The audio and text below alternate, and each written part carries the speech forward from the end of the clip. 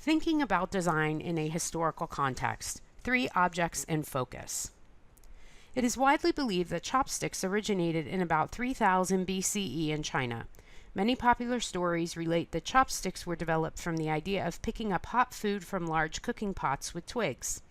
Gradually, chopsticks made of metal, ivory, and wood were used for cooking and eating within Chinese royal courts and elite society. Although the ultimate form of chopsticks remain unchanged, subtle variations of those from China, Korea, and Japan reflect the different customs and cultural values. A traditional Chinese and Japanese wedding gift, chopsticks symbolize a close and fruitful marriage, as well as how designs can have a utilitarian and symbolic significance. Once they were a customary gift from the husband's parents to ensure the newlyweds' fertility.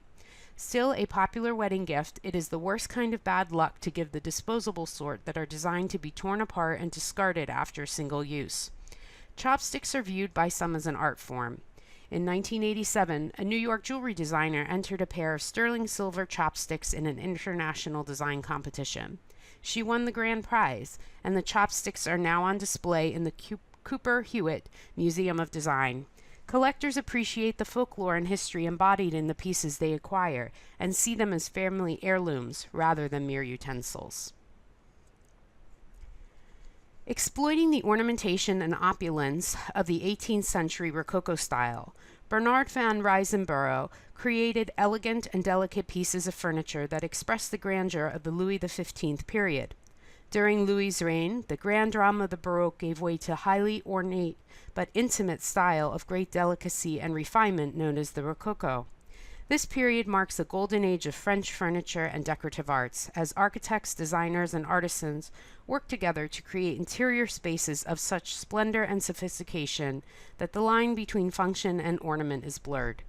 This ornate console table with curving scrolls and leaf shapes, decorated in a Japanese style and using the Japanese technique of lacquer work, is an example of Van Rysensburg's flamboyance. In contrast to other contemporary furniture, which was usually simply painted, his designs were enhanced by inlaid porcelain, marquetry, and gilding. Fitted with one drawer, the sophisticated piece is a combination of a console table, designed to be placed against a wall, and a commode, a chest of drawers, as is clearly illustrated by its French name. Only a few such tables are known today, and they appear to have been fashionable only for a short period during the middle of the 18th century. Brogues were originally made in Scotland and Ireland, where the perforations enabled water to drain when the wearer was crossing wet, marshy terrain. Soon bespoke shoemakers were creating brogues to wear in almost any context. Brogues are a style of low-heeled shoes or boots. Oxford are a type of lace-up shoes.